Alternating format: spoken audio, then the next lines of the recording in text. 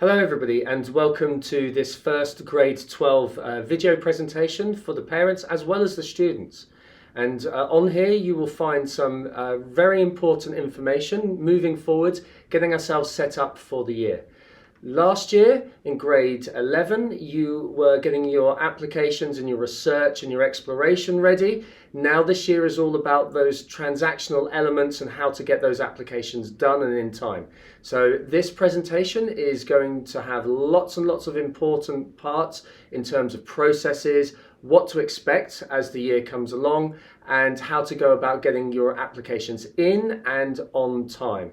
For those of you that are unfamiliar with us, I am Mr. Forrester. I'm Mr. Sam Wickham. And I'm Mr. Begin-Gwasiswande. And on we go now to our agenda for today. So this is our agenda. First up, we're going to go through the roles and the responsibilities, what we do as college counsellors, what you as students are expected to do, and letting the parents understand what's needed from the students, and obviously the role of the parent and the family through this process as well. As well, we're going to outline some of the key procedures and our philosophy, and then go on to those all-important internal and external deadlines here at ACS.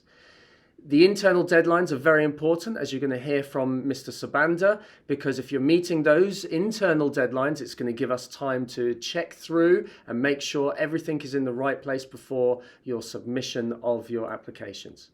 And then towards the end of this information session, we're going to run through some of the support that we're going to be offering, some of the programming and events that are happening over the next semester, as well as importantly, we'll be covering just what to do once you have applied, as well as some tips for families and parents. Now, we've shared a lot of this information already before with the students. And so they would have had an assembly, but it's also very important to see this again, to have this video as well that they can go back to and check through some of the information that they may not have picked up or retained during our presentation. There are also going to be a range of additional things to be aware of as well. Okay, so it's important to listen for any further details that you may not have remembered. And it's very important that parents are also on the same page here as us. And so you guys are all aware of the processes and what's happening this year with the students. We are now on the implementation phase. That means in grade 11, you've had that chance, as I said before, to spend time learning about the different universities' options and choices, as well as reflecting upon your own personal preferences, self-reflection on all those aspects of your continuing education that you hold dear. But also, at this time, you need to start to think of that fine-tuning with some of those lists. All right? So we're developing those lists and recording it in a tracker. And then moving forward, you'll also be working on personal statements with us this year, making sure that those first drafts and second drafts are moving towards a final draft, and making sure that they are as ready as possible to best advocate for you in your application.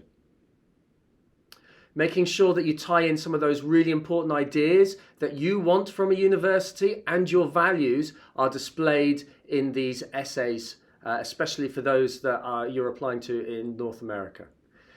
So now, grade 11, that kind of counselling side of things and talking about the nuances between the different places is now coming to a close.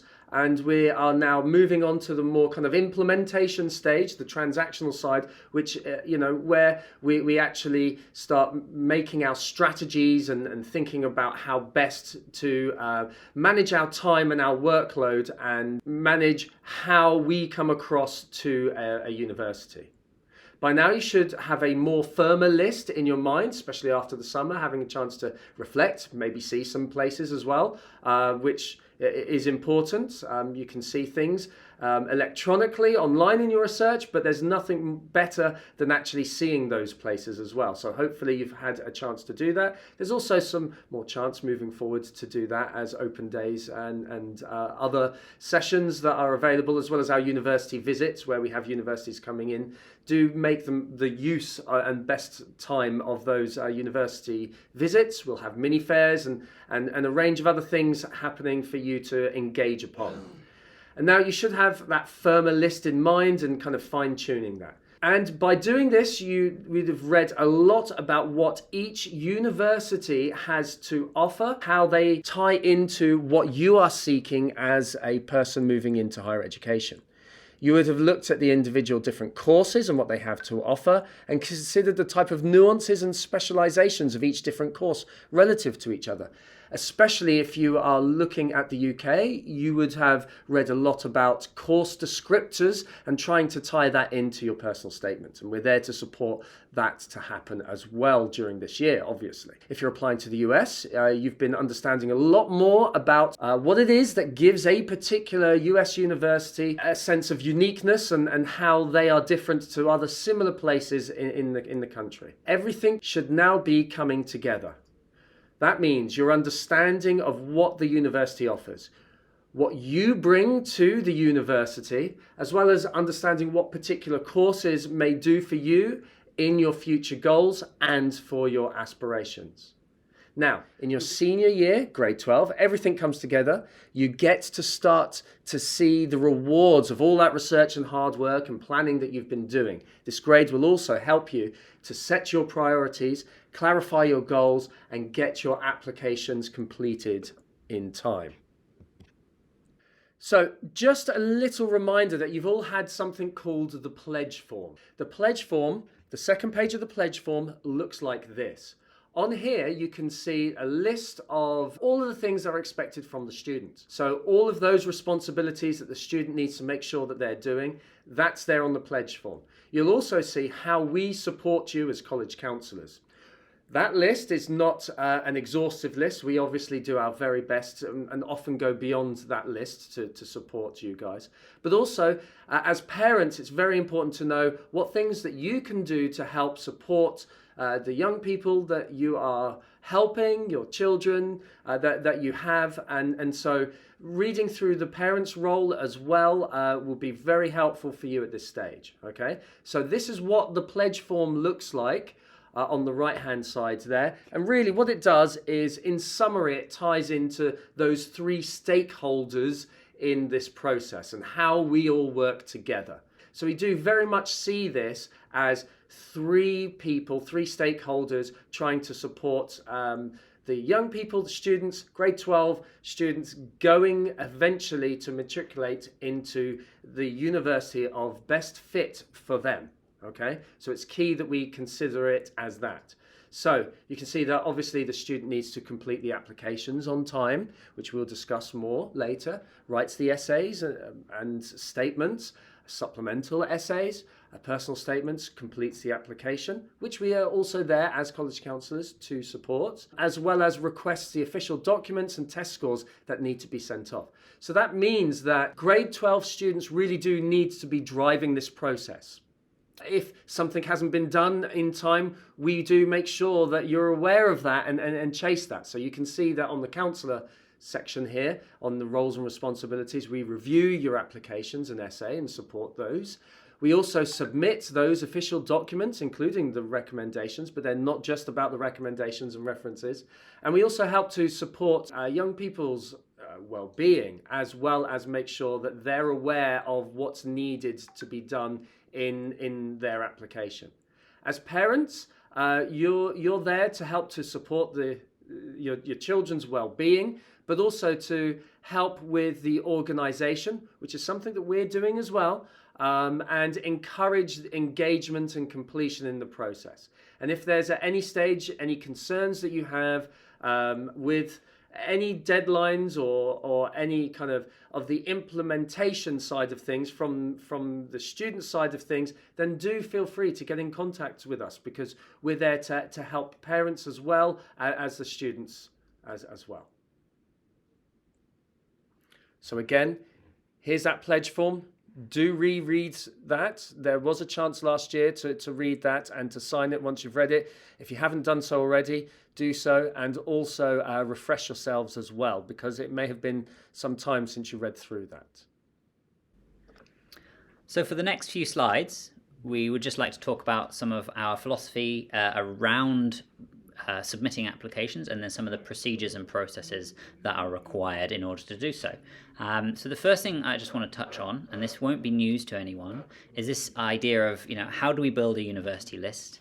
And we are always encouraging balance and putting well-being of a young person, of a student, at the forefront of our minds when building our university lists. We want our young people, our applicants, to be ambitious, to go for those universities that are at the top of their kind of academic range, where they're going to be challenged academically if they're admitted. But we also want them to have options and choices. So likely, possible, reach are phrases that you've probably heard before. And we generally recommend applying to somewhere between 5 and 12 universities. We want to know that our students are very serious about applying to certain universities. We don't just want a scattergun approach where you have no intention of enrolling, even if you are accepted. That's a kind of waste of money and time on both your parts and also the university's parts as well. So we want universities to know that you guys are serious about attending if you are accepted at those institutions.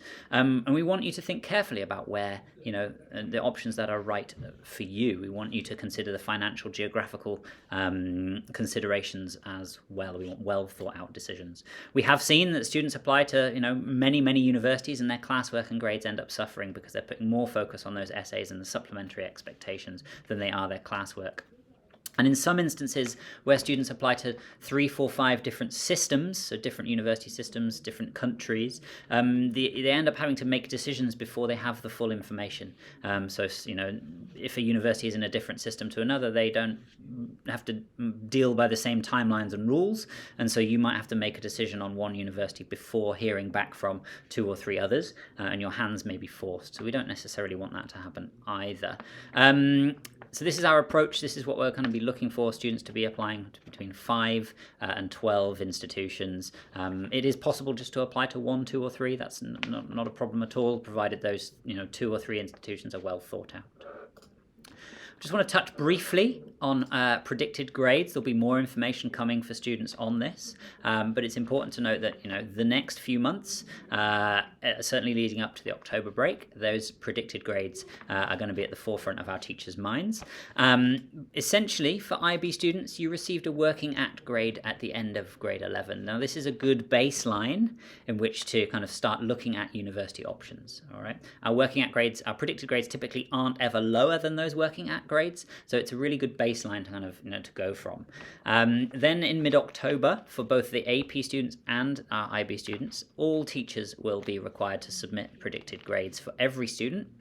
But of course, not all students will be using those predicted grades to make applications. Typically only in Europe, some universities in Asia, and definitely here in the UK are those predicted grades considered. In places like the States and some universities in Canada, they're not looked at so often because it's not common in their systems to be predicting grades. So this will happen in mid-October. And then there will be full checks that take place with the head of department. Our new AP and IB coordinator will be involved in those checks, and our principals will be involved with those checks as well. And that's checking for clerical errors predominantly. And then when we get back from the October break on that Friday the 4th, you'll be able to collect a letter with your predicted grades, and you'll be able to use then those predicted grades in selecting your final choices of university, particularly here in the UK, particularly in some places in Europe as well.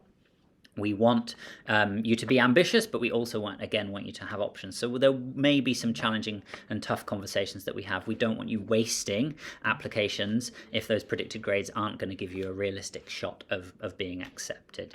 And that will happen on November 4th. And then just to touch a little bit on the process of application. So students often ask, well, I've applied, now what? And that now what is that you have to tell us, right? We don't know. In most instances, we do not get a notification that a student has applied to university. So we don't know to submit additional supplementary documentation like a transcript or a letter of recommendation or a school report, whatever it is that each university might need. We don't know that you've applied, and we don't know to submit those until you tell us. And the way that we do that is via completing a green form that literally lists, the university you've applied for, the system you applied through, the documents that you will ask us and you need us to send. And we want obviously enough notice for that. We need at least a few days notice before submitting those documentation. It's not something that we can just do in an hour. We need to know that we need to write, in some cases, those recommendations. Sometimes we might need to chase up teachers for those letters as well. So we really, really rely on students to complete this green form for every application they submit.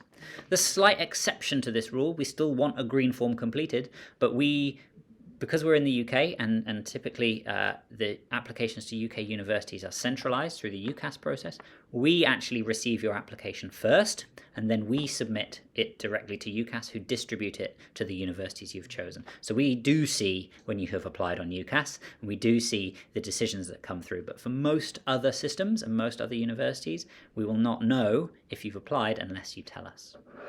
So those green forms are really important. All right. On this part, we're going to look at some of the deadlines as well as some particulars of the application process as we do it here at ACS.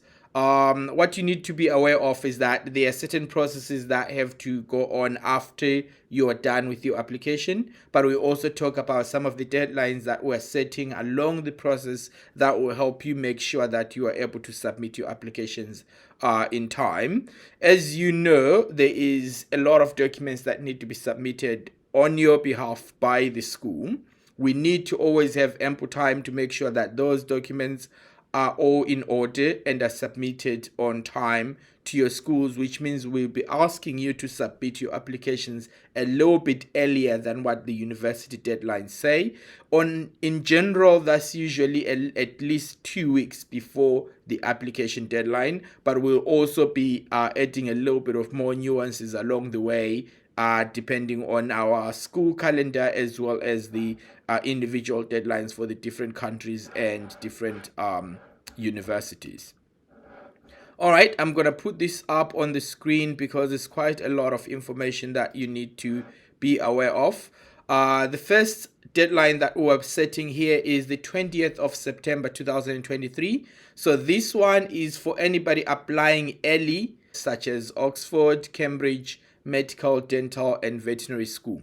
On the 20th of September, we would like to see the final draft of your personal statement or your college essay, right? We know this is a little bit earlier than the actual deadlines, but it allows us to make sure that you are in a position where you are able to go on and start working on your application or start working on the final aspects of your application, such as supplements and refining the rest of your application so that you'll be able to meet our following deadline. So for Oxford, Cambridge, Medical, Dental, and Veterinary School applications, you need to have submitted your application via UCAS to us by October 6th, 2023. Right? And then for early applications, these are people whose deadlines are going to be November 1st to November 15. Because we have 2 weeks of October break for the last half of October, we need your application submitted to us by October 13th. So before you leave school for the October break, we need your application to be submitted to us. And do note that all these deadlines are not at midnight, but rather at 8 a.m. in the morning. This allows us ample time to be able to follow up on you if there's any additional information that we may need that will be helpful for us to make sure your application is the best it possibly can be. The next application deadline that follows is November 15th. November 15th is for those who might not have submitted any of the early decision, early action, or Oxbridge Med, Dental, and Veterinary applications. This will be your deadline to make sure you've submitted your final draft of your personal statement or your college essay to your college counselor. Then this deadline also comes up for people applying to the University of California schools, whose deadline is November 30th. So By November 15, we expect the full application on the University of California portal to be completed, and then you send your information to us so we have ample time to review that application and make sure we send all the necessary documentation before the November 30 application deadline. Then on December 1st, we expect every application to be submitted. So that is all regular decision applications to the US, Canada, Hong Kong applications, as well as any applications to UK schools. These need to be submitted by December 1st. Again, this will also include applications on UCAS, applications to the Netherlands, and some private universities across Europe, such as the American universities, IE, Bocconi, ESADE, and so on and so forth. All of these need to be submitted by December 1st. As you know, we are processing applications for over 150 students, and that is probably thousands of applications that we have to look through and make sure that they are in the best possible order they can be, and then follow up by sending supporting documentation. We need you to really adhere to these deadlines and make sure that you submit your information on time, as well as submit the best application you can be. We are here to support you and assist you in every way possible. There are some deadlines that might come in later, particularly for schools that are in the January-December timeline, such as in Japan, Korea, Australia, as well as New Zealand, that start in whose school calendar starts in February. So those ones will be coming in around April 2024, and some may be as late as July. But what you need to make sure is that you always inform your college counselor about your plans to apply to these places, and then you need to make sure your application is completed at least 2 weeks in advance of the final deadline. What I do encourage personally is that you try to complete your applications as early as you possibly can. And then, as noted earlier in the video, we are going to be requiring you to submit a green form for every application that you've submitted. That way, we're able to know where to find that application, what platform you're applying on, as well as the information that we need to submit on your behalf. So make sure that you submit these green forms to us. Do note, however, that submitting a green form is not a substitution of a thoughtful conversation with your college counselor, right? Make sure you go on, meet your college counselor, and talk through your application and all its particulars. Do not just expect to submit a form to us and then hope that everything happens magically. These conversations should be ongoing. By the time you submit your green form, your college counselor should already know exactly which universities you're applying for. There's a lot of documents that we've sent to you. There's a university tracker that we hope you use, and a lot of other resources that we're going to talk about a little bit later that we hope you will utilize. And of course, we are here to schedule meetings and talk to you over your applications. So we're now going to focus on the US. Which admission process will best suit you? So there are a range of different terms to wrap your head around. The idea is there are two main types. There's a restrictive and a non-restrictive. The non-restrictive application plans will include regular decision. That is where the majority of our students will apply through. So you'll apply through the regular decision. The deadline for that is the 1st of December, as you've just found out by Mr. Sabanda. Then there's also rolling decision. Rolling decision means that applications will be taken throughout the cycle. More on the details of that in a bit. And then there's early action. There are two types of early action, as you can see. That you've got early action, which is non-restrictive, which the majority of the universities will use. But then there are the occasional restrictive early action. So do make sure that you're checking to see whether or not your EA or early action university that you're applying to has no restrictions on it. Okay, so that means whether or not it's restricted to only one university in the early application cycle. Now, considering restrictive application plans a little bit more. You've got early decision, ED, which a lot of you would have heard about already, and as I was just talking about, the restrictive early action. These mean that you are restricted in terms of the number of universities that you can apply on each of these forms of application. Okay, and I'll talk through those in a little bit in a bit more detail. So with non-restrictive types, it means that you can apply to other universities. So if you're applying regular, you can have a number of applications to a number of different regular decision applications. You can have a number of different universities that you apply to in the rolling decision form. And if it's a non-restrictive, you can apply to numerous early action universities. Rolling decision will occur throughout the year. Once places fill up, then certain rolling courses will start to close their admissions. So it's very important to try and to get your applications in as early as possible for rolling decision. So it doesn't quite fit into the finish by the 1st of December category all of the time. Especially those universities that are a little bit more selective, yet also have the rolling decision. It's common for students to think that there is a major benefit for applying early action because it means their chances of acceptance is higher. It does, but only by a slight amount. When you look at those early decision, this does give a bit more of an advantage. There are less applicants in the pool of early decision than there are in the pool of regular decision. Early decision means that it's binding. So that means that if you are admitted, it's your number one choice and you are going to go there. So do be very careful, make sure you've done lots of research and that you are fully sure that that is the place, if offered a place, where you will go. You'll be happy to go there. You need to really show with early decision that you know the place beyond the usual generalizations. This is why so many colleges have the Why Us essay.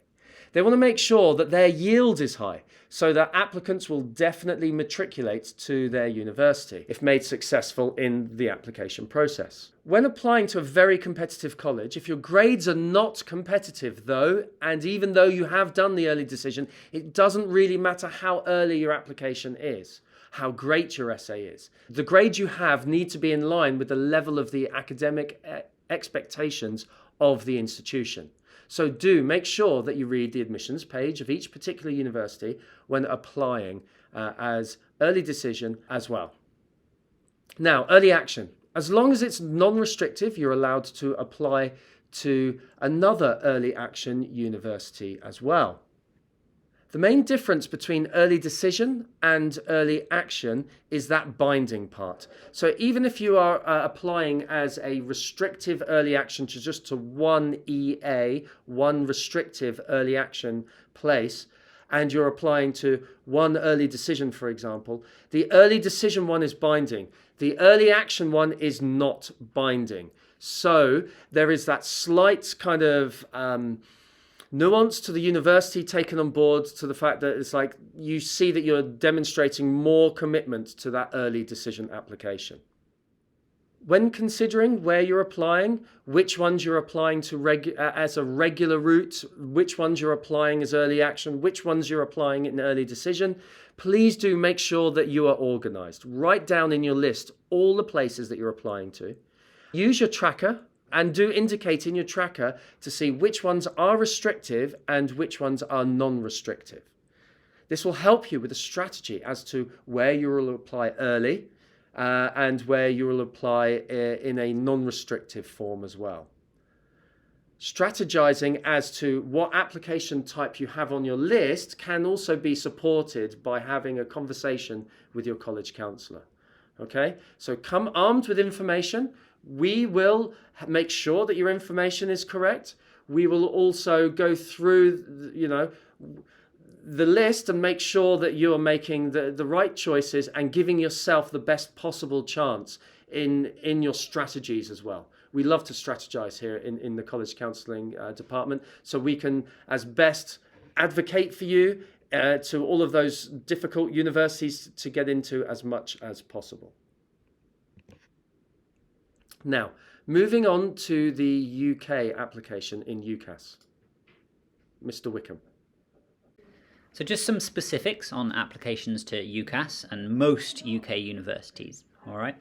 There are 5 choices of universities here in the UK for most universities. Some private institutions you can apply to outside of UCAS, but that will be on a case-by-case and on discussion with individual students. But typically we're looking at publicly funded universities in the UK. You have 5 choices, except if you're applying for medicine, dentistry, veterinary medicine.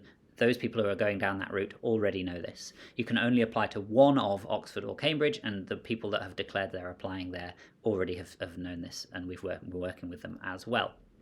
The really important thing here, as we've discussed around predicted grades, is some universities have hard lines on predicted grades. Typically the most selective institutions that are asking for 3 6s, 35, 38 overall are not going to be budging. And if you're predicted under that, it could be, and is most likely, a wasted application.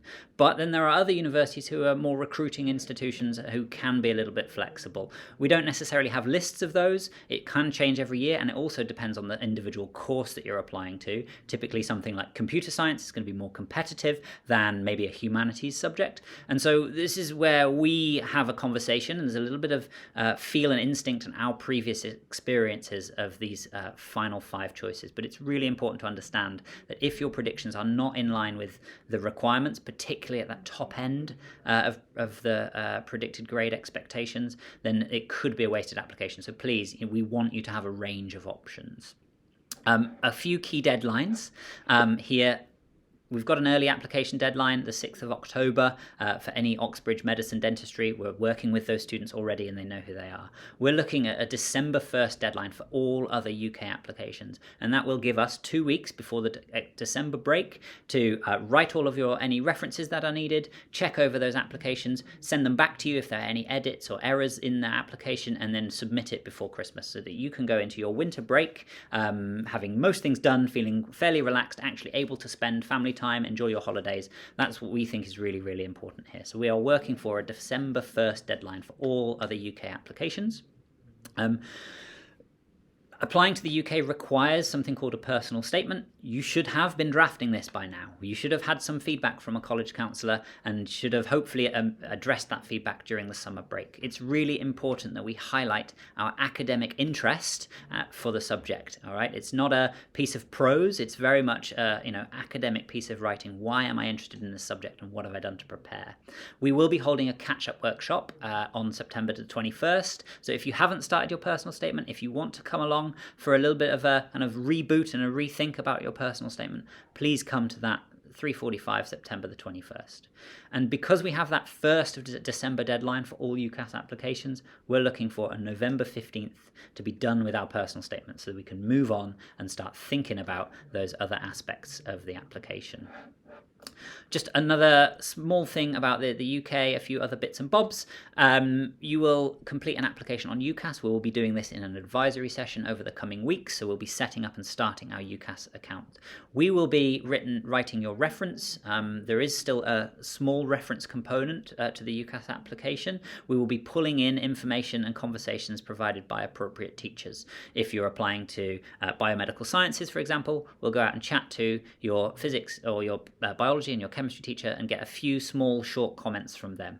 We do not need written prose in the traditional previous UCAS reference format. We need a few bullet points of how you are in the classroom, and we will arrange for that to happen with individual teachers. Check if your courses need any additional English language testing. If you're a boarding student, if you're not doing the IB, sometimes IELTS is required as part of a visa application to study in the UK. It's an English language test. We will work with you, but those are kind of things that you can start thinking about now. It's important to recognise that when the university offers are made for UK applications, they are made in a conditional manner. So they're conditional on achieving the grades that you are predicted or close to what you are predicted in at the start, well, for your predicted grades, and you'll receive those grades in July, the final grades, and that will be then when you are given an unconditional offer. So it's contingent on meeting certain outcomes. Therefore, bargaining and requesting these higher predicted grades might actually not be beneficial to you if you're not necessarily going to achieve them later on down the line. We can offer interviews, we can offer portfolio reviews for courses that require it. Most cases do not require interviews or any additional supplementary stuff, but there are a few subject-specific interview processes and portfolio submissions that do work. And to set up UCAS, you'll need that buzzword there, ACS COBM 2024, but we will talk about this in advisory in the next couple of weeks. Obviously, apart from the UK and the US, we have students that apply to other countries.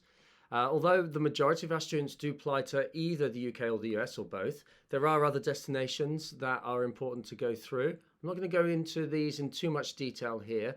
If you are applying to any of those other countries outside of these two destinations, the UK and the US, please do get in contact with your college counsellor. We will set up a schedule and go through the certain deadlines and all the things that you need to be aware of with you for that. But the two major ones outside of UK and US are Canada and Netherlands in terms of the number of students applying. We also have students that apply to France, Spain quite regularly, so about 3% to France, 4% to Spain, 4% to Canada, and a similar amount to the Netherlands as well. We've also got students that apply to Japan and Korea, usually returning nationals of those countries, but also international and Australian students apply to Australia as well. So, please get in touch with your college counsellor so we can discuss those applications further. But I just want to really go through Canada first, okay? Now, the main portal that you're going to use if you're applying to the Canadian universities in Ontario, the majority of our students apply to Ontario destinations, is the OUAC. So this is kind of your centralized application system that you find in Ontario. There is also another centralized application system that you can use if you're applying to British Columbia. That's the Education Planner BC platform. And if you are applying to universities in other destinations in Canada, you can apply direct to the university using their admission pages. So just to go through the Ontario platform, it's there obviously for places such as University of Toronto, Waterloo, Guelph, York University, and Queen's. So these are quite popular places, and so it's quite a straightforward platform to use. Really, what students will do is they will put in the information, that the courses that they're applying to with the universities, or the faculties that they apply to and the universities. Remember, in Canada, you can apply to a faculty rather than a course. At some places, you can apply to the course as well. And so it gives you a little bit more scope to kind of make a few choices later on down the line if you are. So you can apply to the Bachelor of Arts or Bachelor of Sciences, or you can do direct, like computer science, for example, at the University of Toronto, for example. So you fill in that information, and then you also fill in the OUAC the personal information as well. Personal information, you all know your personal information. And then there is going to be some demographic questions, some basic demographic questions, not as involved as the Common App at all. And then you start to add in your activities. You literally just list the activities that you have been doing. That will then take you to the individual pages and further things that you need to do to finish the application off to each specific university. With Education Planner BC, it's a very straightforward platform, very similar to the OUAC as well, but it looks slightly different. So what's important to know with Canada is that most don't require a personal statement in the form that you understand as a UK personal statement.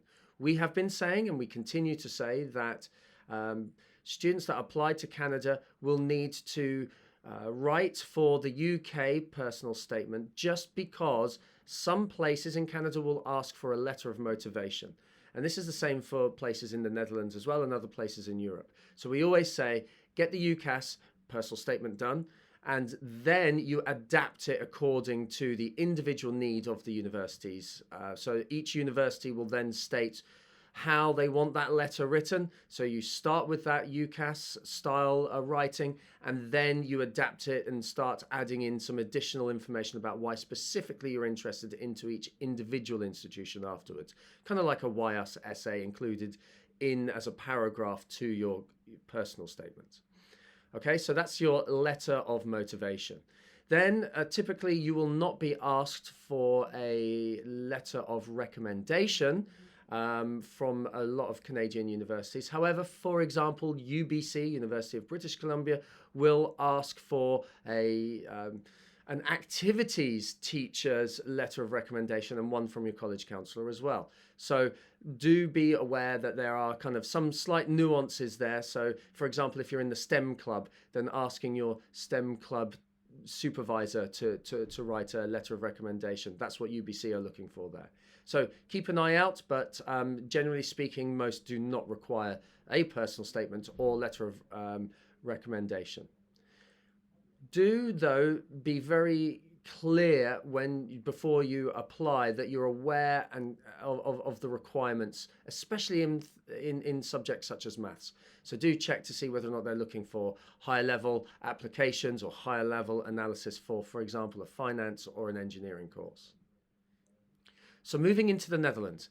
The Netherlands, the application links will start on the 1st of October, but before the 1st of October, you can go to a very useful website that will let you know all of the names of the courses that are being delivered in English in www.studyinholland.nl. In there, you can check things such as whether or not a course is numerus fixus or not, as well as some of the details that are involved in the course. So it's very important to know with Dutch university courses, and you are applying directly to courses rather than faculties, is that you are aware whether or not if a course is numerus fixus. Now, numerus fixus means in Latin fixed number. So that means there are a fixed number of places. So when places fill up, then they get closed. It also means that you have a fixed number of courses that are numerus fixus that you can apply to as well. Okay, so typically speaking, it's 2 numerus fixus courses maximum. There are exceptions like physiotherapy and medicine as well to that, which will require you to only apply to 1 numerus fixus place. Now, there are these other courses that are not numerus fixus. So these regular courses, you are allowed a maximum of 4 in total with the Dutch universities. So for example, if you've got 2 numerus fixus, then you'll be allowed 2 non-numerus fixus or regular courses afterwards. Once you've selected or understood in your list which are your priorities and which you're going to apply to, first start with your number 1 choice, then your number 2, then your number 3. Because what will happen is once you go into this other website called Studielink, and you can see the link on the screen here, you will then, once you reach your maximum amount of courses that you need to apply, that you want to apply to, they will prevent you from being able to apply to any further from there. So it's important to start with your number 1 choice first, 2 and 3 and so on. Now, Studielink will ask for some basic information, such as your passport, photo, nationality, personal information, and the course that you're applying to. It's actually even easier and more straightforward than the OUAC that I just spoke about before.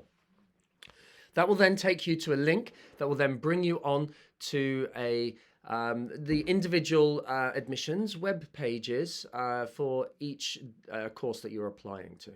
Now, there will be presentations and events for you to go to that are related to the Dutch universities. So do check the Instagram account out that the College Counselling Department have, as well as checking Schoology as well for dates of those.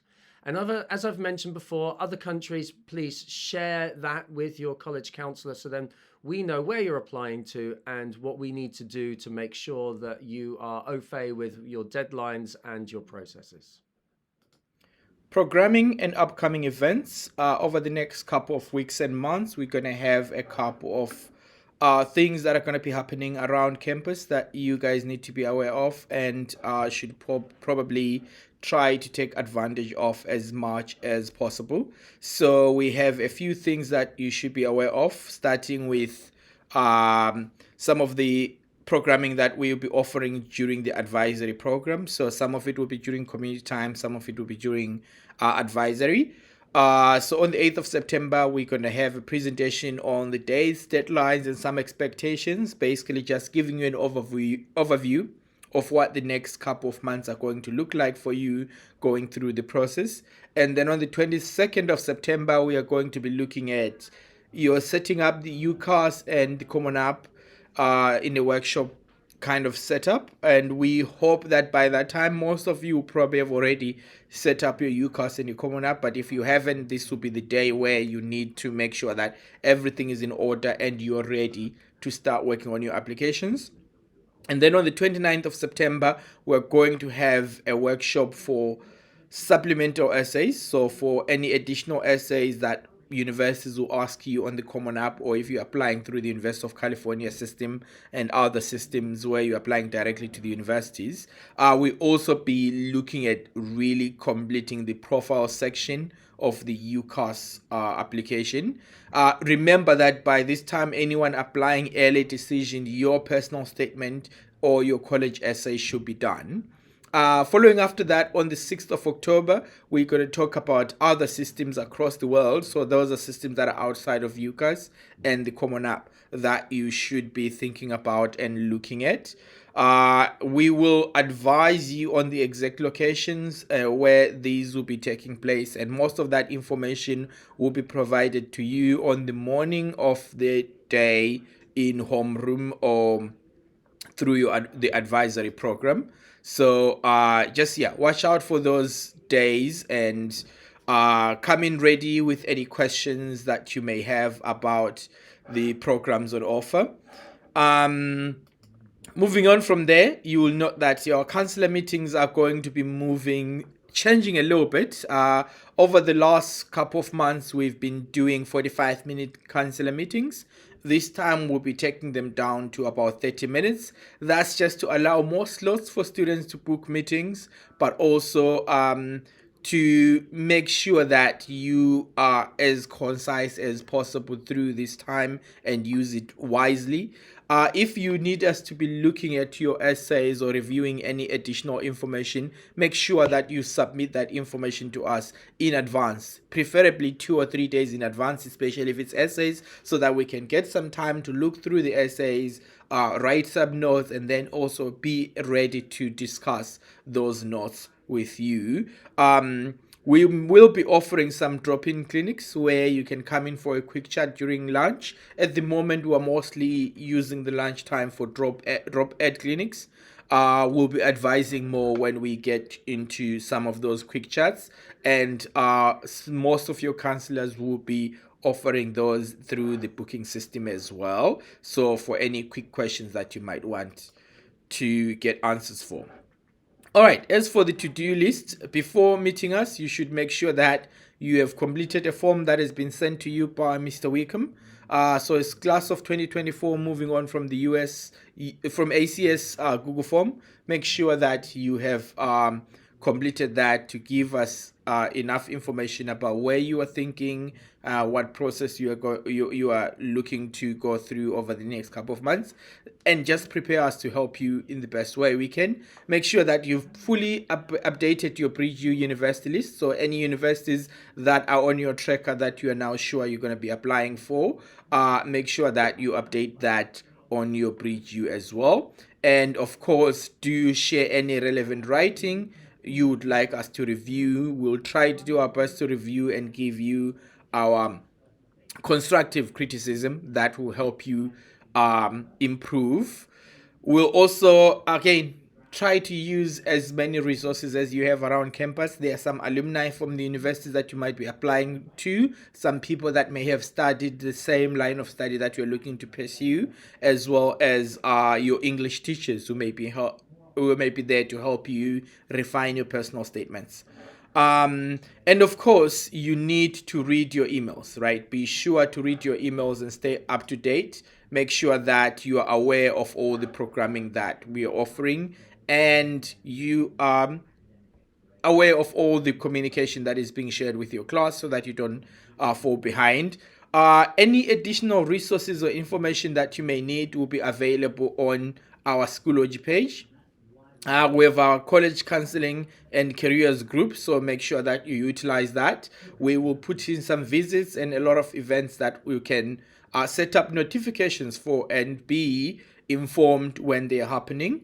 We'll be getting into a slide that will give you a lot of that information about upcoming events and the dates. But what's most important to look out for here is the resources page, the resources part of our college counseling group.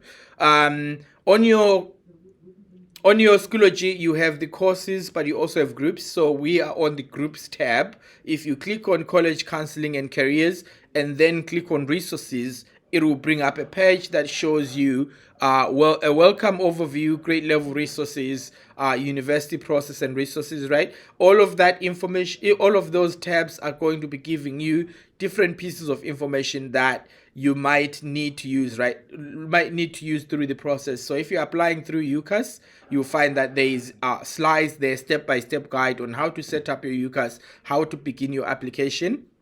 And we'll be sending you a video that shows our buzzword, which is for this year is ACS COBAM 2024. So you can use that, select your college counselor so that they can have access to your application, and when you submit, it goes directly to the relevant person. There is a step-by-step video on our resources page as well about how to set up your Common App. And if you go down to university process and resources, you also find that there is a step-by-step document that you can use on how to write your extracurricular activities, particularly for the Common App.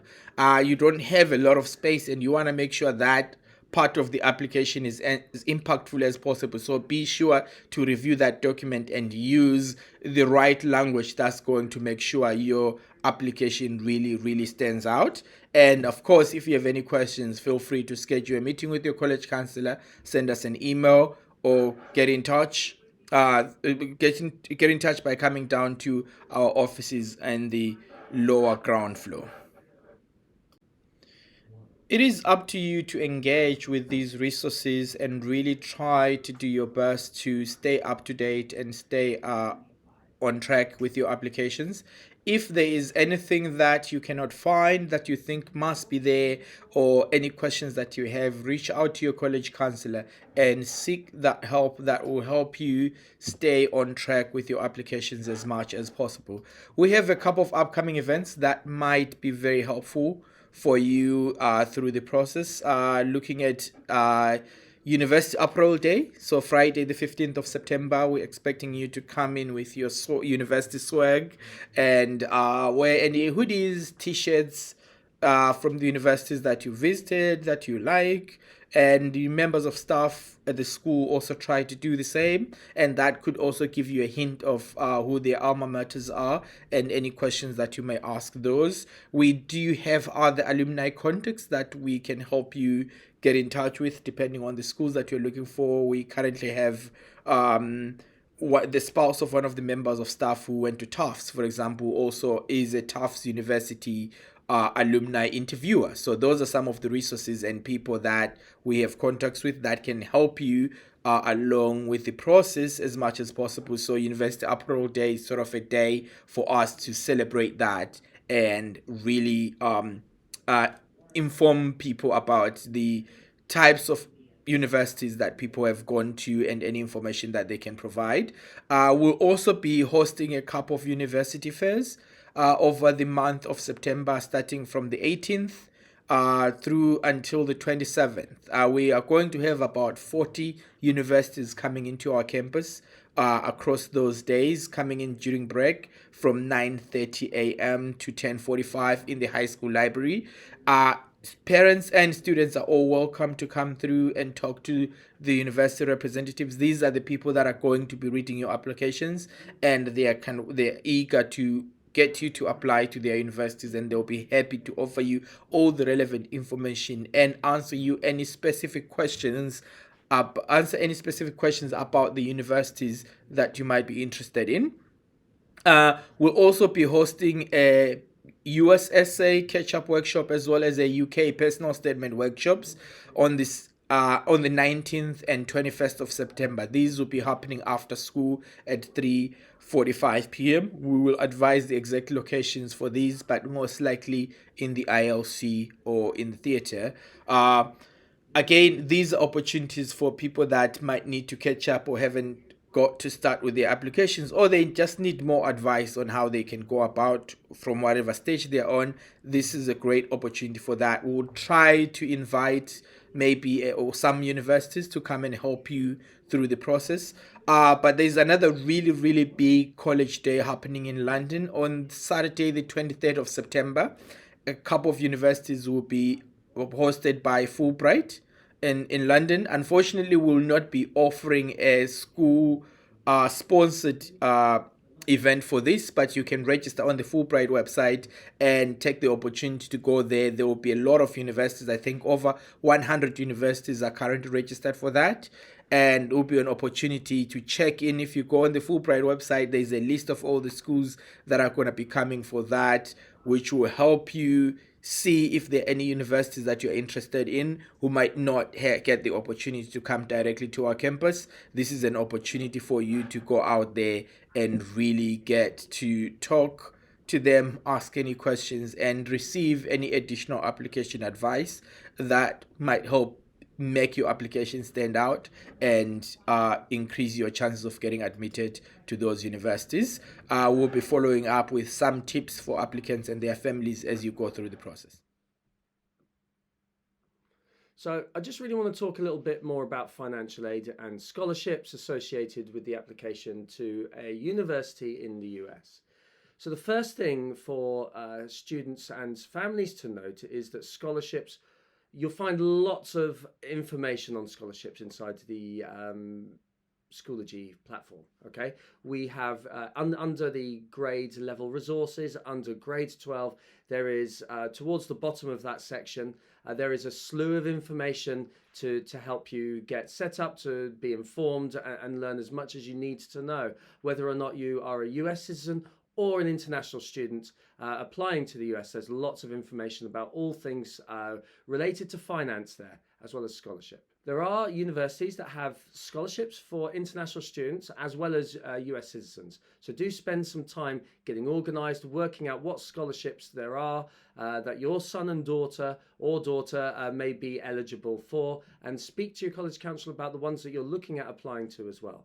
It's really important to get organized when you're looking at scholarships and all things related to finance. A lot of you may already know about the FAFSA, but it's very important to make sure that everybody has definitely heard about the FAFSA.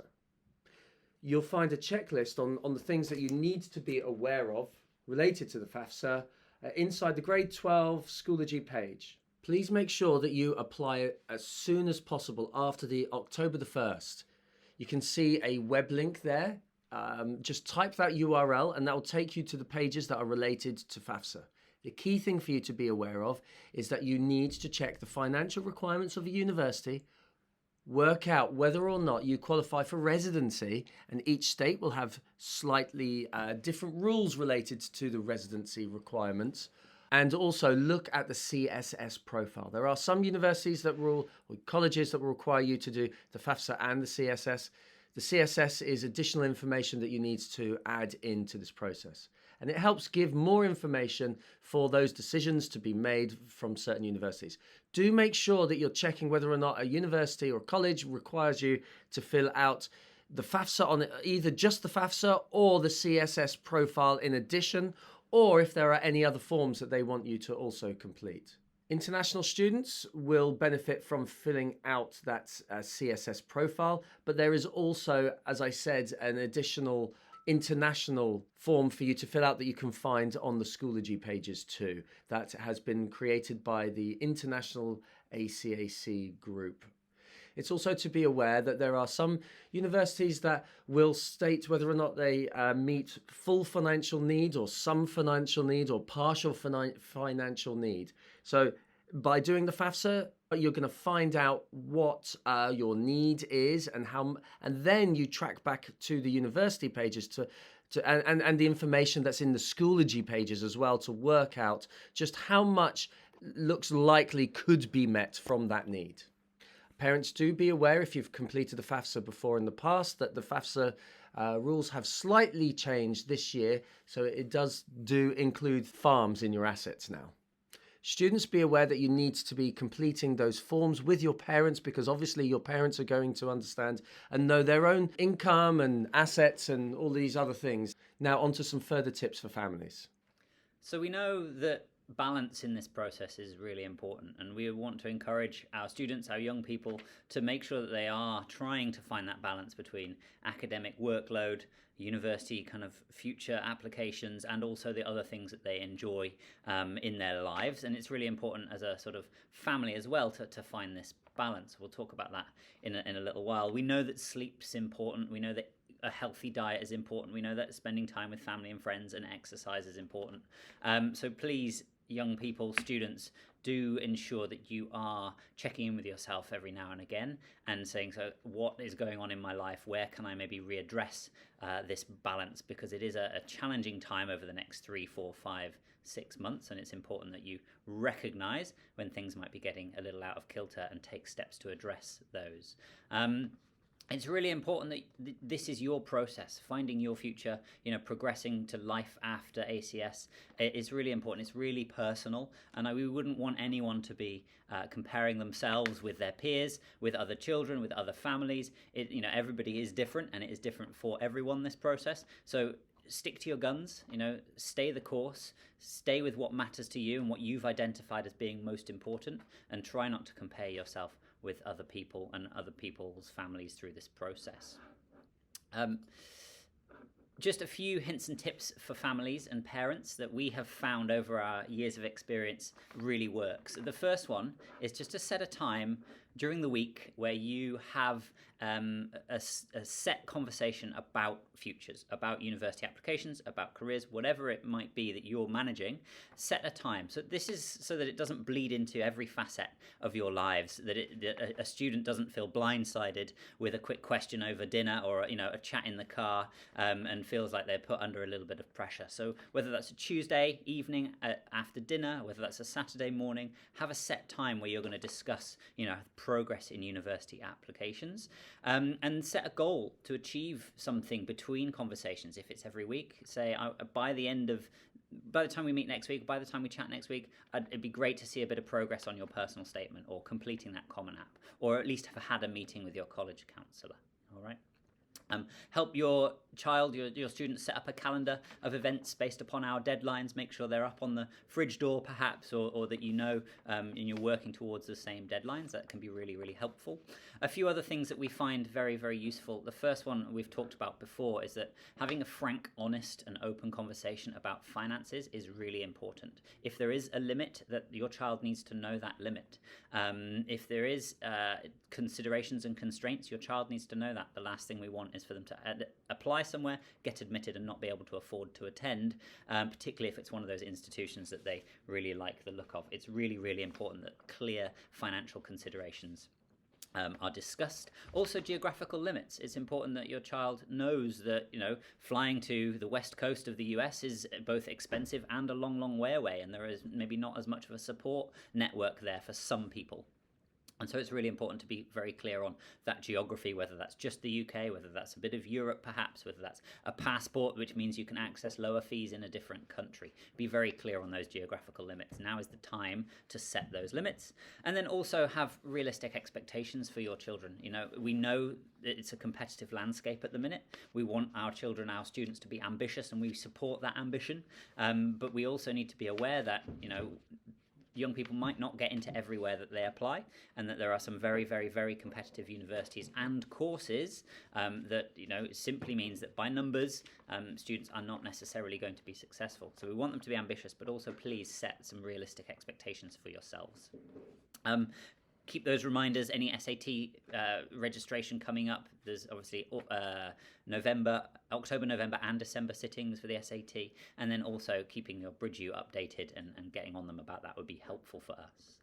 And then just a quick, if parents are interested in reading a little bit more about kind of university admissions, there's lots and lots of help out there. We've published on Schoology a reading list, both kind of US focused, a bit of European reading, a bit of UK, UCAS based reading. There's lots of advice and guidance, blogs, books, podcasts on there. So if you're interested in digging a bit more and understanding this world and how admissions decisions are made, please go and click along there and have a read of some of that information. It can be very useful. So now I just want to talk about what you want to be thinking about after you have applied to these different universities.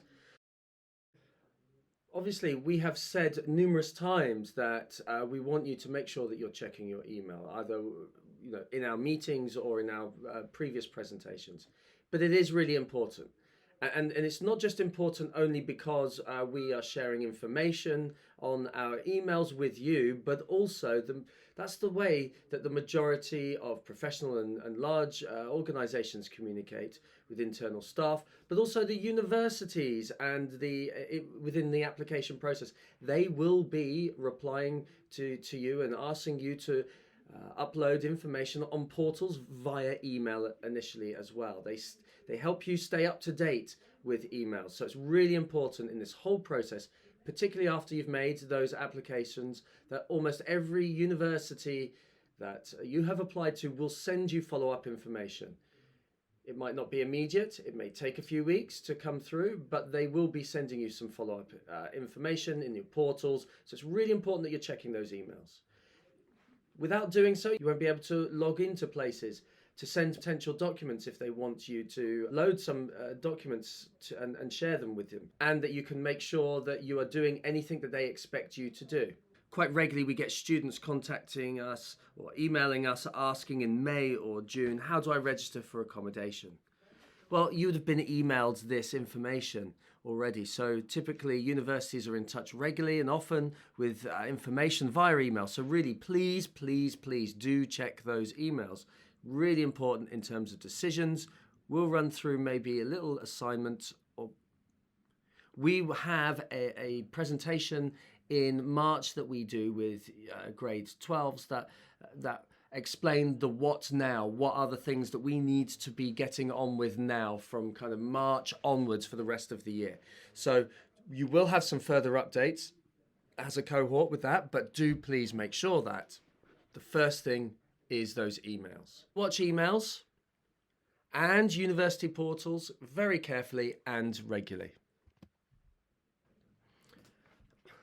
So that's it from us. Thank you very much for all of your time, and please do find time to book in if you have further questions to speak to one of the college counsellors. And also we have a time on the 21st of September for you in the open house to come and come and see us. Do come in and check in with us if you can find some time during that time. You can ask us in person there or in those meetings as we just said. And all that's left to say is, good luck this year. This is where all of the hard work is paying off.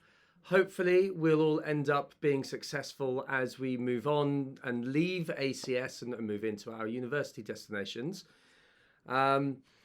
This is a YouTube channel which I use for lots of information for you to be aware of as we move forward. So please like, subscribe, hit the bell notification, and do stay in touch with the resources that we send out via video. Okay, thanks a lot, and good luck, and see you soon.